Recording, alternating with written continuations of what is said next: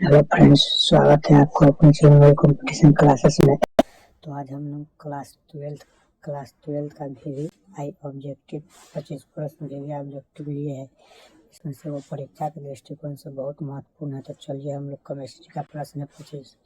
तो अब हम प्रश्न शुरू कर रहे हैं। तो फर्स्ट नंबर का प्रश्न है, निम्न में कौन लाइफोबिक कोलाइड है। तो निम्न में कौन लाइफोबिक कोलाइड है, तो आपका इसका हो जाएगा गोंद एक लाइफोबिक कोलाइड है।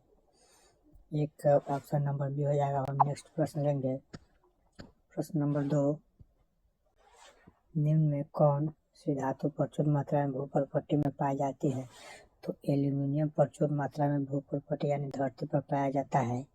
अब नेक्स्ट प्रश्न हमारा है 3 नंबर, निम्न में कौन सा प्रथम पंक्ति का संक्रमण तत्व नहीं है।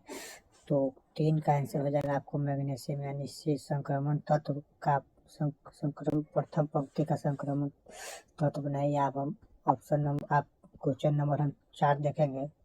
तो 4 नंबर प्रश्न हमारा है, निम्न में कौन अक्रिस्टलीय ठोस का उदाहरण है। तो निम्न में कौन अक्रिस्टलीय ठोस का उदाहरण है। तो 4 का आंसर हो जाएगा आपका सी कांच। कांच एक अक्रिस्टलीय ठोस का उदाहरण है। हम इसके बाद नेक्स्ट प्रश्न लेंगे 5 नंबर हमारा प्रश्न है, निम्न में कौन सी धातु प्रकृति में मुक्त अवस्था में पाई जाती है। तो कौन सी धातु प्राकृतिक में मुक्त अवस्था में पाई जाती है। तो सोना प्राकृतिक में मुक्त अवस्था में पाई जाती है। तो इसका ऑप्शन नंबर डी सही हो जाएगा। हम नेक्स्ट प्रश्न लेंगे 6 नंबर, हीलियम का मुख्य स्रोत है। तो हीलियम का मुख्य स्रोत क्या है। तो 6 का आंसर आपका सी हो जाएगा यानी मोनाजाइट हीलियम का मुख्य स्रोत है। मोनाजाइट हीलियम का मुख्य स्रोत है। तो अब हम नेक्स्ट प्रश्न लेंगे आपको। 7 नंबर प्रश्न है, किस ग्रुप के तत्वों को संक्रमण तत्व कहा जाता है। तो 7 का आंसर हो जाएगा सी डी ब्लॉक के तत्व को संक्रमण तत्व कहा जाता है। अब 8 नंबर प्रश्न है, निम्नलिखित में कौन सा धातु साधारण तापक्रम पर द्रव होता है। तो 8 का आपका आंसर हो जाएगा बी पारा साधारण ताप पर द्रव होता है। तो आप ऑप्शन नंबर हम देखेंगे, आप क्वेश्चन नंबर हम 9 देखेंगे। तो क्वेश्चन नंबर 9 में है आपका क्वेश्चन नंबर 9 है, सल्फाइड ऐश का समाहरण किया जाता है। सल्फाइड ऐश का समाहरण किसके द्वारा किया जाता है। फेनोत्प्लावन विधि, विद्युत विक्षेपण द्वारा, भर्जन द्वारा, इनमें सभी द्वारा। तो इसका ऑप्शन नंबर ए फेनोत्प्लावन विधि द्वारा सल्फाइड ऐश का समाहरण किया जाता है। तो ऑप्शन नंबर ए सही आपका हो जाएगा। अब नेक्स्ट प्रश्न है 10 नंबर, सामान्य ताप एवं दाब पर किस गैस के 1 मोल का आयतन है। तो 10 का आपका आंसर हो जाएगा बी यानी 22.4 लीटर। 22.4 लीटर। आप नेक्स्ट प्रश्न है आपका 11 नंबर, निम्न में कौन क्षारीय भूमिज तत्व है। तो निम्न में कौन क्षारीय भूमिज तत्व है। तो 11 का आपका आंसर हो जाएगा बी सोडियम एक क्षारीय भूमिज तत्व है। सोडियम एक क्षारीय भूमिज तत्व है। तो अब नेक्स्ट प्रश्न हम ले रहे हैं 12 नंबर, निम्नलिखित में कौन लाइफोबिक कोलाइड नहीं है। तो इसमें से कौन लाइफोबिक कोलाइड नहीं है। तो दूध भी कोलाइड है लाइफोबिक कोलाइड, गोंद भी लाइफोबिक कोलाइड है, खून भी लाइफोबिक कोलाइड है। तो आपका ऑप्शन नंबर सी यानी कुहासा एक लाइफोबिक कोलाइड नहीं है। तो आपका ऑप्शन नंबर सी सही हो जाएगा। हम नेक्स्ट प्रश्न लेंगे 13 नंबर, रासायनिक अधिशोषण में कितने परत होते हैं। रासायनिक अधिशोषण में आपको एक परत होता है। रासायनिक अधिशोषण में कितने परत होता है। तो रासायनिक अधिशोषण में एक परत होता है। अब नेक्स्ट प्रश्न लेंगे 14 नंबर, निम्न में कौन सबसे कम क्वथनांक वाली गैस है। तो निम्न में कौन सबसे कम क्वथनांक वाली गैस है। तो इसका ऑप्शन नंबर बी हीलियम हो जाएगा। हीलियम सबसे कम क्वथनांक वाली गैस है। तो हम नेक्स्ट प्रश्न लेंगे 15 नंबर, मूल क्रिस्टल तंत्र की संख्या होता है। तो मूल क्रिस्टल तंत्र की संख्या कितनी होती है। तो आप 4, 6, 7, 8। तो आप लोग जानते हैं कि मूल क्रिस्टल तत्व की संख्या 7 होता है। तो ऑप्शन नंबर सी इसका सही हो जाएगा 7।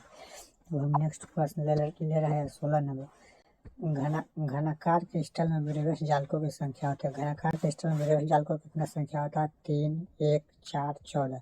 तो घनाकार क्रिस्टल में ब्रेवेस जालकों की संख्या 3 होता है। तो इसका ऑप्शन नंबर 3 सही हो जाएगा। आप नेक्स्ट प्रश्न है 17। तो 17 नंबर प्रश्न है अपना, एक अष्टफलक रिक्ति निम्नलिखित में से कितने गोलों से घिरी होती है। तो एक अष्टफलक रिक्ति कितने गोलों से घिरी होती है। 4 से, 6 से, 8 से, 12 से। तो एक अष्टफलक रिक्ति 6 गोलों से घिरी होती है।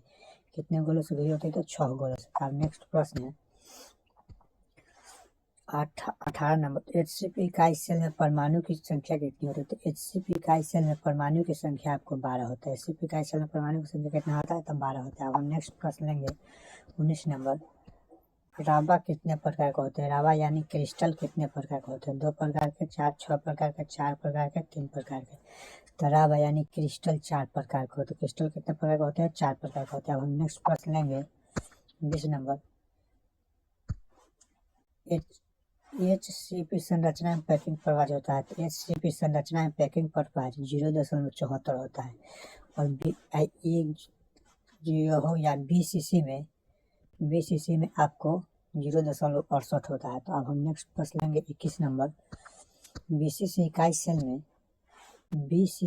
सेल में मुक्त खाली जगह का प्रतिशत है। तो BCC इकाई सेल में मुक्त खाली जगह का प्रतिशत आपका 32% है, यानी ऑप्शन नंबर ए सही हो जाएगा। अब हम नेक्स्ट प्रश्न लेंगे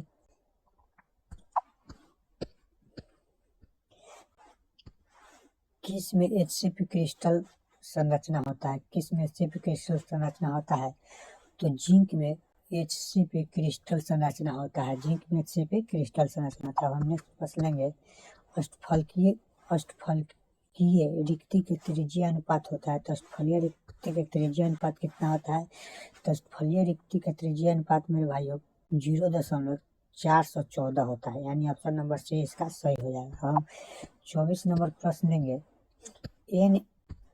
NaCl क्रिस्टल की संरचना होती है। तो NaCl क्रिस्टल की संरचना पिंड केंद्रित होता है, या फलक केंद्रित होता है, या चतुष्कोणीय होता है, या सरल घनक होता है। तो NaCl क्रिस्टल की संरचना आपको फलक केंद्रित होता है, यानी ऑप्शन नंबर बी हो जाएगा। Na क्रिस्टल की संरचना क्या हो जाएगा? फलक केंद्रित। तो अब हम नेक्स्ट प्रश्न लेंगे, लास्ट प्रश्न है इस क्लास का। तो लास्ट प्रश्न है आपको 25 नंबर, ग्रेफाइट का संरचना होता है। तो ग्रेफाइट का संरचना क्या होता है? तो ग्रेफाइट का संरचना टेट्राहेड्रल होता है, या हेक्सागोनल होता है, या ऑक्टोहेड्रल होता है, या क्यूबिक होता है। तो ग्रेफाइट का संरचना आपको हेक्सागोनल होता है। तो हम उम्मीद करते हैं कि इस क्लास को आपको समझ में आया होगा। और इस 25 ऑब्जेक्टिव में निश्चित है तो है 5 से 10 प्रश्न आपको एग्जाम में देखने को मिल ही जाएगा। यदि आपको वीडियो अच्छा लगा हो तो लाइक, कमेंट एंड सब्सक्राइब कीजिएगा। चलिए, थैंक यू, धन्यवाद।